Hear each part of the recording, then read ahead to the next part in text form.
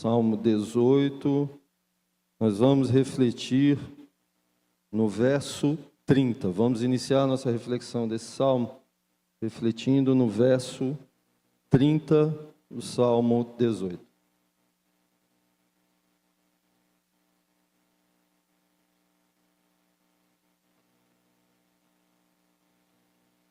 Semana passada estava com uma gripe, ela não me deixou e a garganta fica completamente seca.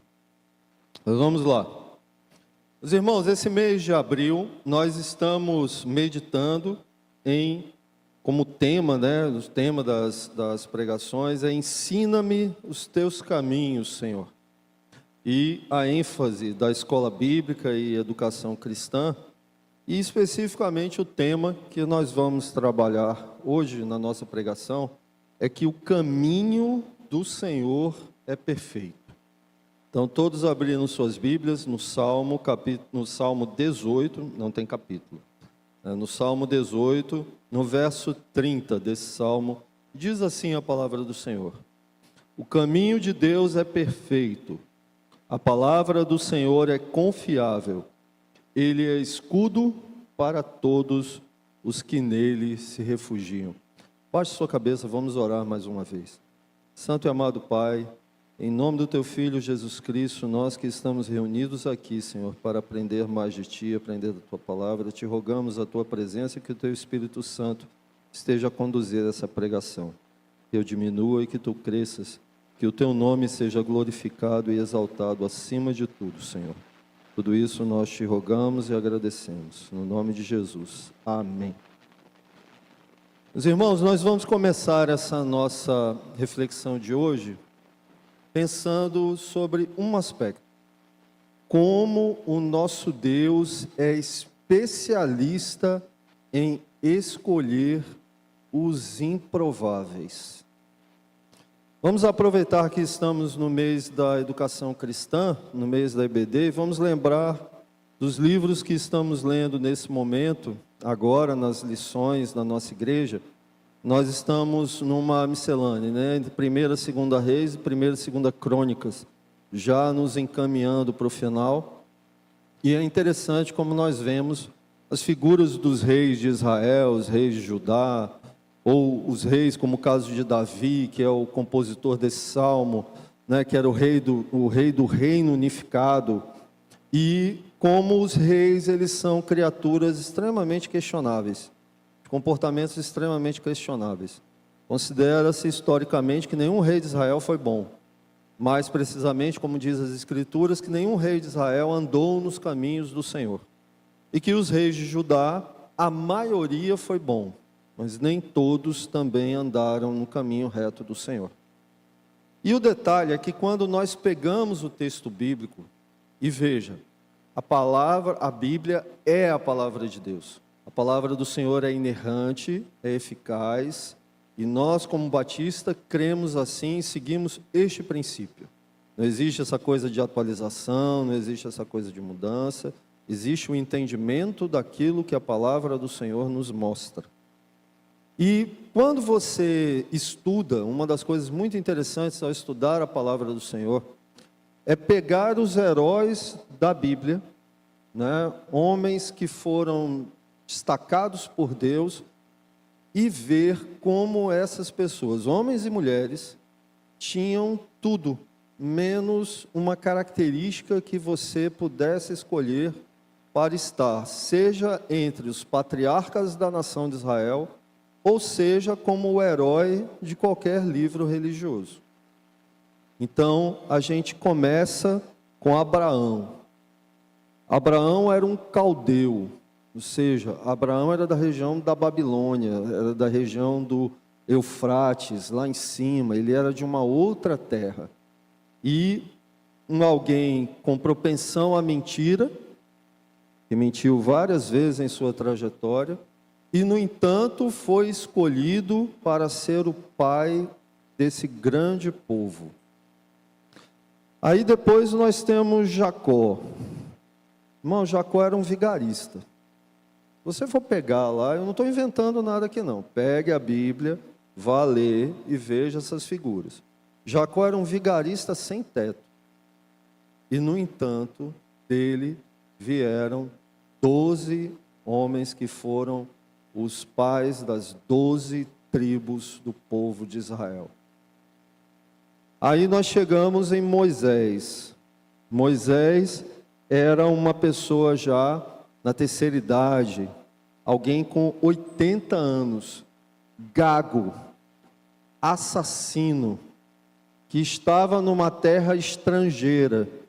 E, no entanto, Deus fala com ele para que ele volte ao Egito e seja o libertador do seu povo. Deus fala com esse idoso, com essa pessoa com 80 anos, fugido de um assassinato, que não foi punido, e faz com que ele volte para lá, ele se torna o libertador, e ele dá os fundamentos de leis e estatutos para essa nascente nação de Israel, através do Pentateuco. E ele é tão importante que na transfiguração de Jesus, ele aparece juntamente com Elias, representando a lei e os profetas. Moisés representa a lei, Elias representa os profetas. Aí, para não dizer que não falamos das mulheres, nós temos Raabe. Raabe era uma prostituta. E, no entanto, Raabe está na linhagem do Salvador do mundo. Além dessas figuras que nós falamos, nós temos o autor do Salmo, que nós vamos meditar hoje, o Salmo 18, que era Davi. Já pararam para pensar que Davi era o mais novo dos filhos de Jessé, e que quando foi chamado por Samuel para ser ungido rei, ele era nada mais do que um adolescente? Ele era um menino, ele não era um homem feito, ele era um rapazote, pequeno, baixo. Ele não era como Saul, que era o mais alto, mais bonito, chamava a atenção. Ele era aquele que foi quase esquecido. Ah, tem ainda Davi, mas está lá no campo.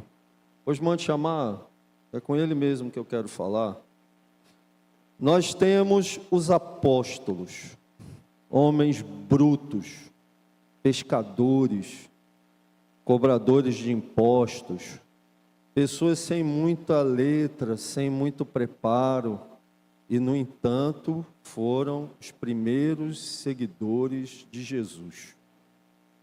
Nós temos Paulo, perseguidor e assassino, o apóstolo dos gentios, e o autor da maior parte das obras do Novo Testamento.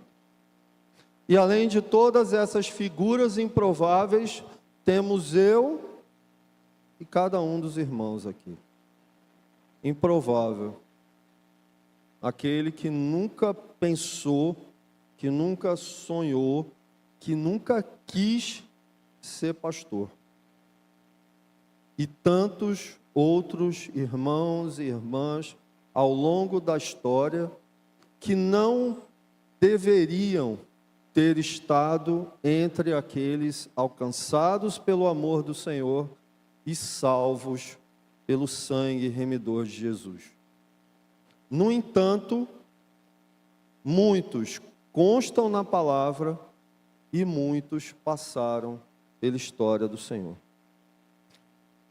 A salvação divina, ela avança exatamente porque personagens improváveis dizem sim à graça de Deus. Abraão tinha tudo para não sair de onde estava.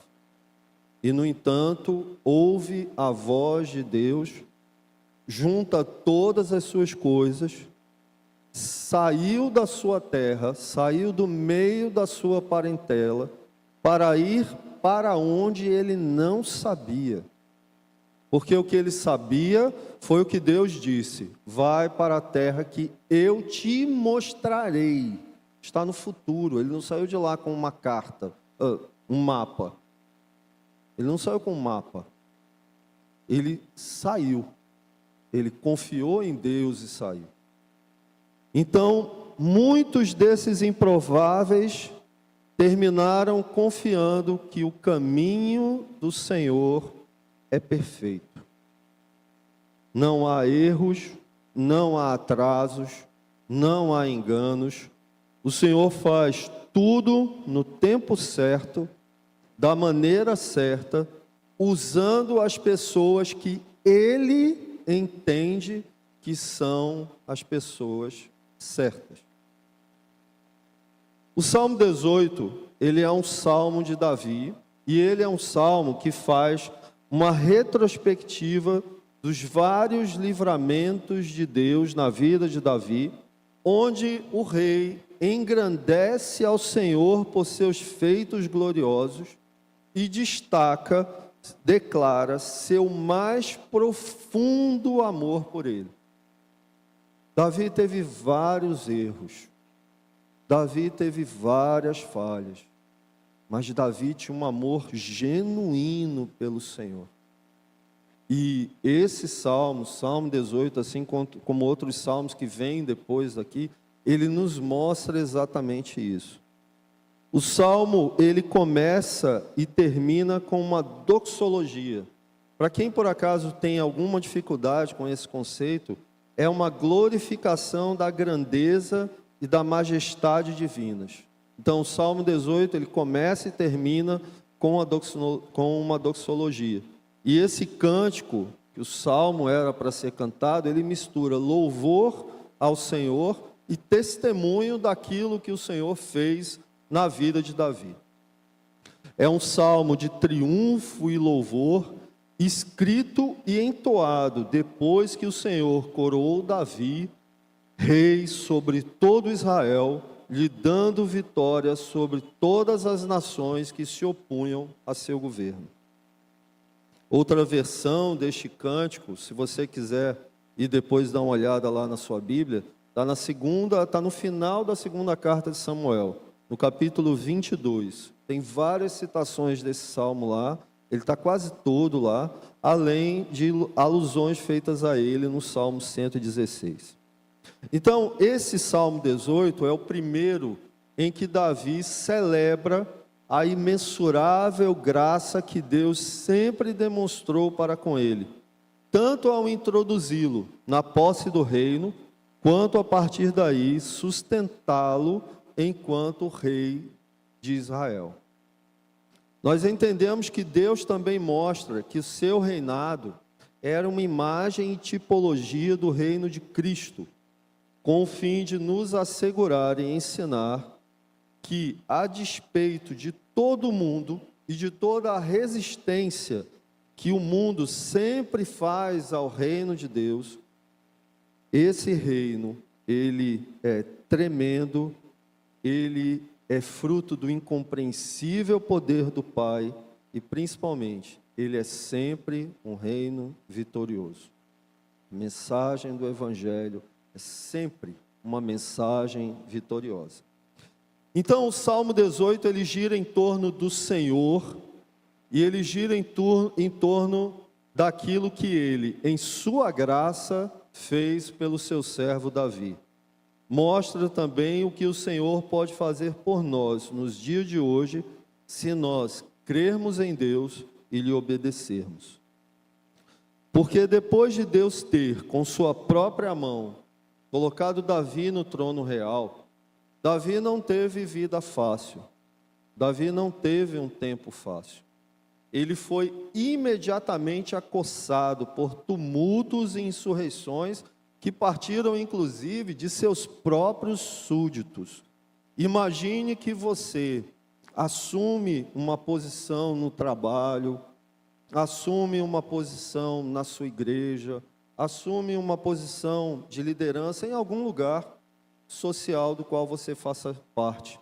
E a partir do momento em que você assume essa posição, várias barreiras se levantam ao seu redor e várias lutas surgem. Irmãos, foi exatamente o que aconteceu com Davi. Às vezes tem uma coisa assim, né? Nós já tivemos uma época aqui em que eu era professor na sala dos jovens e tinha essa discussão, como assim Davi, né, é um homem segundo o coração de Deus? amém que Davi é um homem segundo o coração de Deus, porque significa que há esperança para mim. Significa que há esperança para todos nós. Davi não era uma figura acima do bem e do mal. E Davi não foi uma pessoa que teve um reinado de muita tranquilidade. Davi enfrentou facções hostis, muitas vezes com um poder superior ao dele. E que ele só conseguiu enfrentar, que ele só conseguiu vencer pela ação do Senhor. Mas isso não significa que Davi não tenha se sentido angustiado. Você já parou para pensar o que é você ter que enfrentar seu próprio filho? Já parou para pensar que um dos inimigos de Davi era seu filho Absalão? E que ele tem que lamentar a morte do seu filho que se virou contra ele? Pois foram esses os obstáculos que Davi enfrentou. No entanto, obteve muitas e notáveis vitórias. Então Davi não canta após ter vencido todas essas batalhas e após estar nesse período em que as coisas estão mais calmas, estão mais suaves para ele, como fazem muitas vezes homens afastados de Deus. Ele não canta um cântico em sua própria honra. Não, meus irmãos, Davi não faz isso. Davi exalta e magnifica a Deus como sendo o autor dessas vitórias. Se você puder, depois leia todo o Salmo. Leia os salmos seguintes. E você vai entender que Davi está dignificando, está glorificando ao nome daquele que foi o único responsável por lhe dar a vitória. Aquele que ele reconhece a grandeza e a majestade. Então, sobre Davi, todos nós já lemos, todos nós já tivemos pregações, todos nós já tivemos várias lições de EBD sobre a vida dele e sobre as dificuldades e obstáculos que ele enfrentou ao assumir o reino. Ainda ao tempo da morte de Saul, Davi era um fugitivo, e por assim dizer, um fora da lei, e exaustivamente passou sua vida em temor e em meio a constantes ameaças de perigo e morte. Quanto à sua relação com Saul, vale ressaltar que por mais que Davi fosse perseguido por Saul, ele ainda assim não considerava Saul como seu inimigo, e ele recusou-se a matar Saul, porque ele disse que ele não tocaria no ungido do Senhor. O que Deus faria e o que Deus fazia durante esses anos difíceis do reinado de Saul para a vida de Davi, para a vida de seu povo. Sim, irmãos, porque é de nós pensarmos. Davi enfrentou todas essas dificuldades. Davi enfrentou todas essas lutas. Davi enfrentou todos esses momentos complicados. E o que Deus estava fazendo, por exemplo, durante os cerca de 10 anos de exílio de Davi, fugindo de Saul? Bom, analisar esse período pode nos dar mais uma prova de que os caminhos do Senhor são perfeitos. Dentre outras coisas, Deus estava disciplinando o seu povo. Por quê? Porque eles se precipitaram e coroaram Saul como seu rei. Querem ver o que eu estou falando? Abram suas Bíblias em 1 Samuel, no capítulo 8, nós vamos ler os versos 7 e 8. 1 Samuel, capítulo 8, versos 7 e 8. Para quem tiver alguma dificuldade, é só voltar um pouco, tá? Você volta um pouquinho, vai passar 1 Samuel, capítulo 8, versos 7 e 8. E o Senhor disse a Samuel: atenda à voz do povo em tudo o que lhe pedem, porque não foi a você que rejeitaram, mas a mim, para que eu não reine sobre eles, segundo todas as obras que fizeram, desde o dia em que os tirei do Egito até hoje, pois me deixaram e serviram outros deuses, assim também estão fazendo com vocês. Quem foi que falou isso?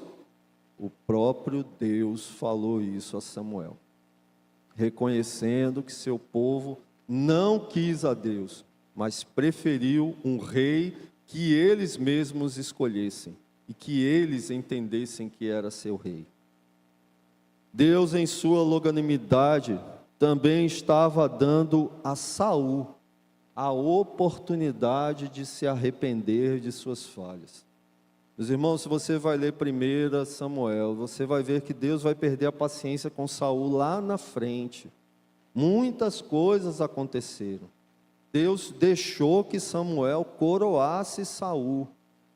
Então, não é aquela coisa do dia para a noite, Deus mudou de ideia. Não, Deus é o mesmo, permanece o mesmo. Mas o povo sofreu as consequências do caminho que escolheu. E ao mesmo tempo, o que Deus estava fazendo durante esse período? Deus capacitava Davi para os anos em que serviria ao Senhor como rei. Porque, meus irmãos, não se enganem, Deus gasta tempo preparando os seus servos. Deus gastou 13 anos preparando José. Deus gastou 40 anos com Moisés e 40 com Josué. As lições que Davi aprendeu sobre si mesmo e sobre Deus durante seus 10 anos de exílio, fugindo de Saul, ajudaram a transformá-lo no homem que ele veio a ser. As imagens desses versículos mostram Deus desenvolvendo um grande guerreiro, um líder compassivo e um homem piedoso. Confie nos caminhos do Senhor, mas esteja disposto a submeter-se a Ele e à sua vontade. Não queira as coisas no seu tempo, porque o caminho do Senhor é perfeito. Basta você confiar nisso. Então, quando nós lemos esse verso 30, essa primeira afirmação, o caminho de Deus é perfeito, a frase não deve ser tomada como no sentido de sua vontade revelada, mas seu método de tratar com seu povo. Ou seja, não apenas no sentido de sua vontade revelada, mas também da maneira como ele trata seu povo. O significado, então, consiste em que Deus jamais desaponta ou jamais vem enganar a seus servos, nem os esquece. Deus não nos esquece em períodos de necessidade, meu irmão. Ele fielmente defende e sustenta aqueles a quem uma vez tomou sob sua proteção. É sobre isso que Davi vem falando em diferentes trechos desse Salmo 18. E eu gostaria que nós pudéssemos ler alguns desses trechos para que nós pudéssemos meditar um pouco melhor neles. Então leia no Salmo 18, do verso 20 até o verso 27. Acompanhe comigo a leitura. O Senhor me retribuiu segundo a minha justiça. Recompensou-me conforme a pureza das minhas mãos. Pois tenho guardado os caminhos do Senhor e não me afastei perversamente do meu Deus. Porque todos os seus juízos estão diante de mim e não rejeitei os seus preceitos. Também fui íntegro para com ele e me guardei da iniquidade. Por isso o Senhor me retribuiu segundo a minha justiça, conforme a pureza das minhas mãos na sua presença. Para com quem é fiel, fiel te mostras. Com o íntegro, também íntegro. Com o puro, puro te mostras. Com o perverso, inflexível. Porque tu salvas o povo humilde, mas os olhos soberbos tu os abates. Nosso caráter, ele determina como enxergamos Deus e como nós interpretamos a sua vontade. Davi fala da sua integridade diante de Deus entre os versos 20 a 24. Agora entenda, Davi não está aqui pleiteando sua impecabilidade, como se fosse alguém sem falhas, como se fosse alguém que não tivesse cometido erros. Ele está acentuando sua integridade, visto que ele tem buscado viver de forma justa e que ele mostra ao Senhor que há pureza em suas mãos. Além disso, ele tem guardado os caminhos do Senhor e não tem se apartado perversamente deles, e guarda os juízos, não se afastando dos preceitos divinos. Ele foi íntegro com Deus, ele guardou-se da iniquidade, por isso reconhece que o Senhor lhe retribuiu segundo a sua justiça e conforme a pureza das suas mãos. Entre os versos 25 a 27, Davi lida com a sua integridade diante dos homens. Veja o que diz o verso 25. Para com quem é fiel, fiel te mostras. Com o íntegro, também íntegro. Com o puro, puro te mostras. Com o perverso, inflexível. Porque tu salvas o povo humilde, mas os olhos soberbos tu os abates. Deus lida conosco como lidamos com Ele, e também como lidamos com o nosso irmão, com os nossos semelhantes, com o nosso próximo. Ou seja, aqueles que são benignos com o próximo, recebem de Deus benignidade, e aqueles que são íntegros em suas relações com esse próximo, recebem de Deus o mesmo tratamento. Já parou para se perguntar como é que você tem lidado com o seu próximo? Já parou para pensar que muitos desses que dizem que Deus injusto é esse que manda alguém para o inferno? Deus de amor é esse? Irmãos, entendam. O Senhor lhe dá segundo o seu desejo, segundo o seu próprio agir, e segundo a medida com que o seu caráter lida com este Senhor, com este Deus e com o seu próximo.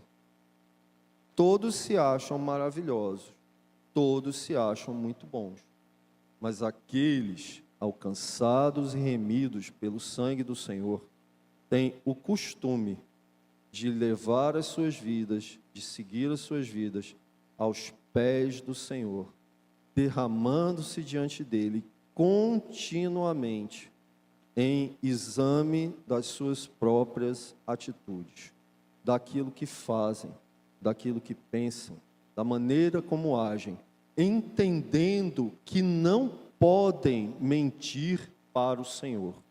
Você mente para você, mas você não mente para Deus. Você não consegue, nenhum de nós consegue mentir para o Senhor. Deus, então, vai se mostrar puro com os puros, mas inflexível com o perverso. Salva os humildes, mas abate os de olhos altivos. O verso 28 é onde Davi retoma o caminho da sua libertação pelo Senhor. Veja o que ele diz no verso 28. Porque fazes resplandecer a minha lâmpada, o Senhor meu Deus derrama luz nas minhas trevas. Então, primeiro, Davi nos mostra que Deus nos liberta ao lançar luz sobre as nossas trevas. Há momentos tenebrosos na vida, nos quais a escuridão vem como um manto sobre nós. E nessas horas, o inimigo parece prevalecer. Parece que você se afasta mais de Deus. Você quer tudo menos orar. Você quer tudo menos ler a palavra. Você quer tudo menos estar com os irmãos em comunhão na igreja. Você quer tudo menos estar diante do Senhor e se derramar diante dele. Então, mesmo nessas horas em que o inimigo parece prevalecer, tenha certeza, meu irmão, minha irmã, que Deus faz resplandecer a nossa lâmpada e lança luz sobre as nossas trevas. Em segundo lugar, Deus nos liberta quando nos dá destreza para a batalha. Dê uma lida no verso 29. Leia comigo. Pois contigo posso atacar exércitos, com o meu Deus salto muralhas. Quando Deus é por nós, ninguém pode nos deter nem resistir a nós.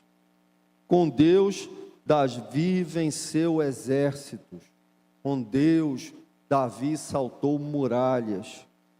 Você, meu irmão, minha irmã, e Deus são maioria. Entenda isso. Não interessa o tamanho do exército que vem contra você. Não interessa o tamanho da outra força. Davi enfrentou forças muito maiores do que ele.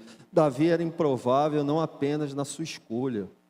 Davi era improvável como rei de um povo que era, em sua essência, totalmente improvável. Já pararam para pensar que uma das raivas do mundo em relação a Israel é que Israel não era para existir? Que Israel não deveria existir? Que Israel é um negócio pequeno. Quando você lê lá, né, que olha, eles entraram na terra prometida. Aqueles povos com quem eles lutaram eram uma espécie vamos chamar assim, eram uma espécie de colônias do Egito. Então eles venceram o Egito saindo do Egito e venciam o Egito lutando contra povos já estabelecidos, cidades estabelecidas. Você e Deus são maioria, meu irmão, minha irmã. Nós e Deus somos maioria, qualquer que seja a força que venha ao nosso encontro, com a qual nós temos que lutar. Nós somos sempre maioria. Nunca nos esqueçamos de que, quando Deus luta as nossas guerras, nós somos imbatíveis. E nós podemos enfrentar guerras difíceis, em que o nosso corpo pode sofrer, em que a nossa carne pode sofrer, mas o nosso espírito não pode ser vencido. A nossa força está no Senhor. E se Ele luta conosco, nós somos mais que vencedores. E por fim, a lição que Davi nos traz no verso 30 é que Deus nos liberta quando Ele mesmo é o nosso escudo. E sendo Ele o nosso escudo, nenhuma seta do inimigo pode nos atingir. Meus irmãos, usamos o Salmo 18 nos versos que lemos, né? Para falar de que o caminho do Senhor é perfeito, mas estamos sendo lembrados disso desde o último domingo, quando o pastor Ronaldo nos pregou aqui falando do texto de Isaías, capítulo 55, versos 8 e 9, nos lembrando que os caminhos e os pensamentos do Senhor são mais altos do que os nossos caminhos e os nossos pensamentos. Então, devemos colocar todos os nossos propósitos, todos os nossos planos, tudo aquilo que formos fazer nas mãos do Senhor, porque o caminho do Senhor é perfeito. Nossos caminhos humanos são limitados e muitas vezes pecaminosos. Precisamos estar sempre alinhados com os propósitos de Deus, porque Ele tem propósitos, caminhos, objetivos, alvos melhores do que os nossos. É isso que Davi fez. Foi isso que Davi fez. Ele colocou e ele colocava de contínuo seus caminhos diante do Senhor. Quando ele não colocou, ele errou. Quando ele não colocou, teve Batseba. Perdeu um filho, mas o Senhor, em sua misericórdia, reconhecendo o arrependimento genuíno de Davi, dá a ele Salomão. Dá a ele um filho. Restaura aquela queda, restaura aquela sua falha. Então, os nossos caminhos devem ser os caminhos do Senhor, porque o caminho do Senhor é perfeito.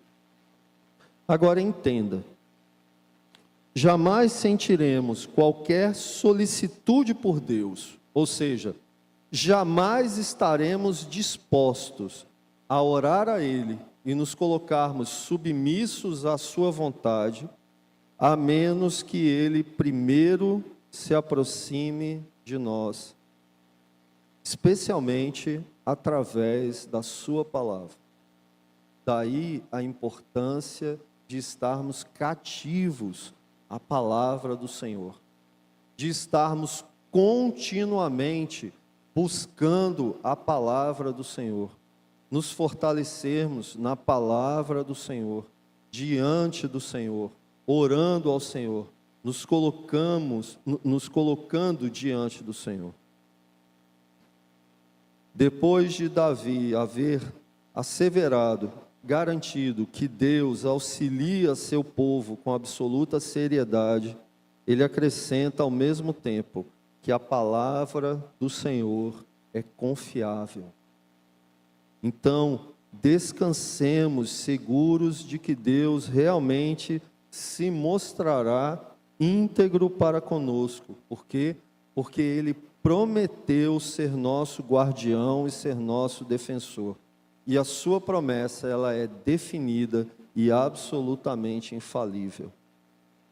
Entendendo a eficácia da palavra do Senhor, nós podemos compreender a cláusula final do verso 30, quando Davi diz: Ele é escudo para todos os que nele se refugiam.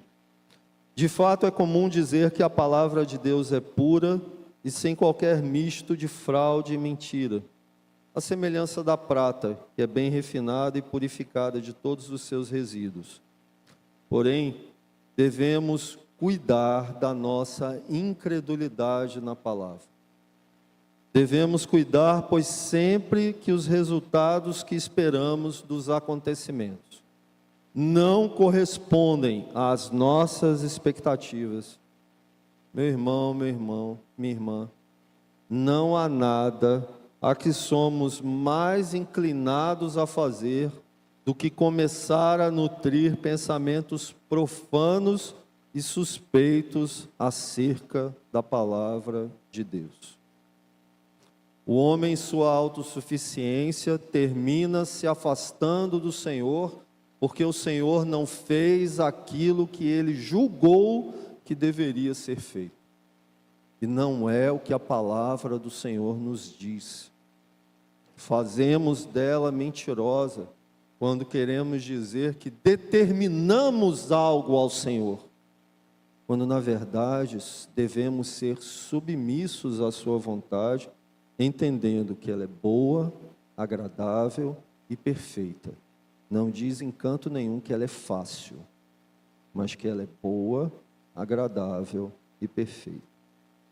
Para finalizar, lembremos que somos filhos de Deus. Fomos adotados e amados pelo Pai. Além de justificados, e feitos justos pelo seu Filho Jesus Cristo, transformados em novas criaturas, como nós temos em 2 Coríntios, capítulo 5, verso 17. E assim, se alguém está em Cristo, é nova criatura. As coisas antigas já passaram, eis que se fizeram novas. O apóstolo Paulo, além dessa passagem que nós lemos da sua segunda carta aos Coríntios, também nos lembra de que somos escolhidos, amados, feitos filhos do Pai. Na passagem que está em Romanos, capítulo 28, Romanos, capítulo 8, versos 28 e 29. Sabemos que todas as coisas cooperam para o bem daqueles que amam a Deus, daqueles que são chamados segundo o seu propósito.